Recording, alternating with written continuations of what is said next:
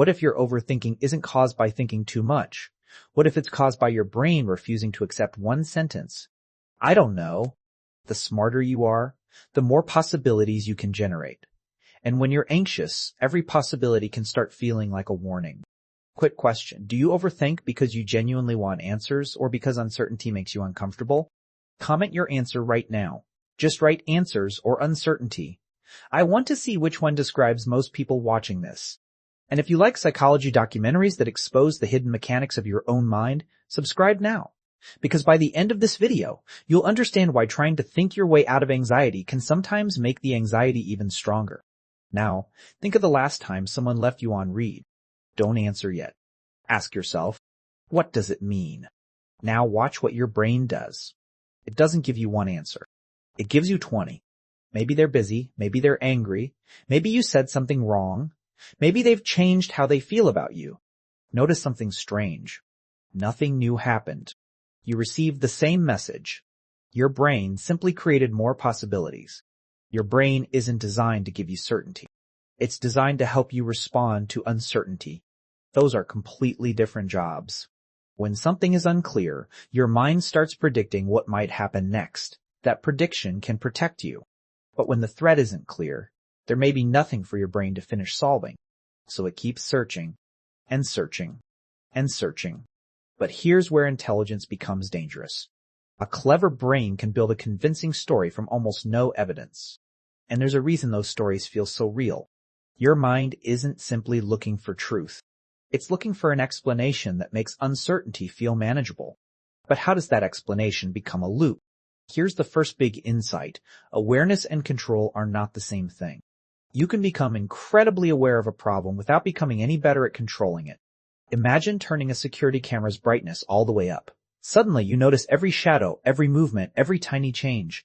But the camera still can't control what's happening outside. That's what hyper-awareness can feel like.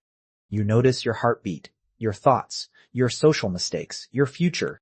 And because you're noticing more, you assume you should be controlling more. You aren't. Here's where intelligence becomes dangerous in another way. It can make a bad explanation sound incredibly reasonable. Your brain doesn't need evidence to generate a story.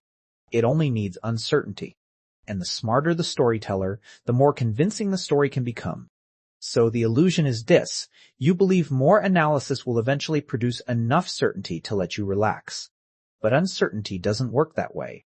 The more your brain learns to escape uncertainty through analysis, the more analysis becomes its preferred escape route. And your brain has a reward system for this. It doesn't reward you for finding the truth. It rewards you when uncertainty finally drops. That tiny distinction is what turns ordinary thinking into compulsive analysis. The loop starts with uncertainty. A vague message arrives. Someone's mood changes. You make a mistake. Your brain predicts. Something might be wrong. Then you analyze. You replay. You search. You imagine what could happen. And occasionally, you find an answer that feels satisfying. Anxiety drops. Relief arrives. That's the reward. Your brain learns one dangerous lesson. Thinking works. So the next time uncertainty appears, the brain reaches for the same tool. Imagine someone named Alex. Alex receives a message from a friend. We need to talk later. That's it. Within seconds, Alex's brain starts filling the blank space. Did I do something? Maybe they're upset. What did I say yesterday? Alex searches old messages, reconstructs conversations, imagines the confrontation. 10 minutes later, Alex knows more about hypothetical futures than the actual situation. And here's the important part. Nothing new has happened. The only thing that changed was the amount of thinking. Here's the hidden reward. Alex finally gets a message. Don't worry, everything's fine. Anxiety drops. And the brain learns, checking worked. That's how the behavior reinforces itself. So the better question isn't, how do I stop worrying? It's, what is worrying doing for me? Maybe it's buying you a few seconds of certainty. Maybe it's making you feel prepared. Either way, the behavior feels useful because it temporarily changes how you feel. And that's exactly why it can become difficult to stop. So here's what we now know. Awareness gives you more information, but more information doesn't automatically give you more certainty. Uncertainty triggers prediction. Prediction can trigger worry. Worry can produce temporary relief, and relief can teach the brain to repeat the behavior. But here's the midpoint twist. The opposite of overthinking isn't thinking less. It's becoming willing to be wrong. Because the anxious brain isn't obsessed with finding the correct answer. It's obsessed with making sure the wrong answer can never hurt you. And that's impossible. Imagine asking Google a question that has no answer. Why did they look at me like that? Your brain doesn't return insufficient data. It returns possibilities. And anxiety has a nasty habit of ranking the scariest possibility first. That's the trap. Uncertainty gets converted into a story. Then, the story starts feeling like evidence. There's a point where self-awareness stops helping. You notice anxiety. Then you analyze the anxiety. Then you analyze why you're analyzing it. Suddenly, you're not experiencing an emotion anymore. You're watching yourself experience an emotion. It's like opening a security camera inside a security camera. And that infinite zoom is exhausting. So, here's the practical move. Separate observation from interpretation. Instead of saying, they're ignoring me, say, they haven't replied yet. Instead of, something terrible is going to happen, say, I'm imagining a terrible outcome. Instead of, I'm failing, say, I'm experiencing the feeling that I'm failing. You're separating what you know from what your mind is adding. Then ask one brutally useful question. Is there an action here, or am I searching for certainty? If there's an action, take it. Send the message. Make the appointment. Have the conversation. But if there is no action available, recognize what your mind is doing. It's trying to solve an unsolvable equation. This is the part that matters most. You don't need to destroy your awareness. You need to change your relationship with it. The goal isn't think less. It's stop obeying every thought that demands certainty. You can notice the thought without investigating it. You can feel anxiety without interrogating it. You can recognize uncertainty without immediately trying to eliminate it. That is what psychological flexibility begins to look like. Here's the shift. Awareness is a flashlight, not a steering wheel. You can shine it on your thoughts without letting those thoughts drive the car.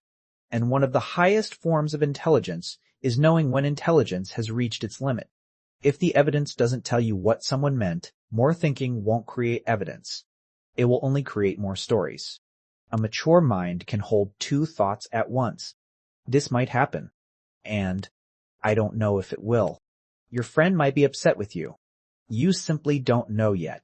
Anxiety wants you to resolve that uncertainty immediately. Maturity lets the question stay open. Maybe you've spent years thinking something was wrong with you because your mind wouldn't switch off. Maybe you called yourself an overthinker. Maybe you thought you were too sensitive, too analytical, too self-conscious. But what if your mind was never trying to torture you? What if it was trying, sometimes clumsily, to protect you from uncertainty? The goal isn't to become careless. It's to become comfortable enough with uncertainty that your intelligence can finally serve you instead of policing you. You don't have to solve every question your mind produces. Sometimes, the bravest answer is simply, I don't know. And then, you keep living. Because maybe that's the real curse of being highly aware. You can see 10 possible futures, but you can only live one moment. So don't confuse seeing possibilities with needing to solve them. Your mind can keep asking, what if? You can answer, maybe, well, and then come back to what is actually happening right now. That's not giving up control. That's taking control back. If this changed the way you see your own overthinking, tell me in the comments.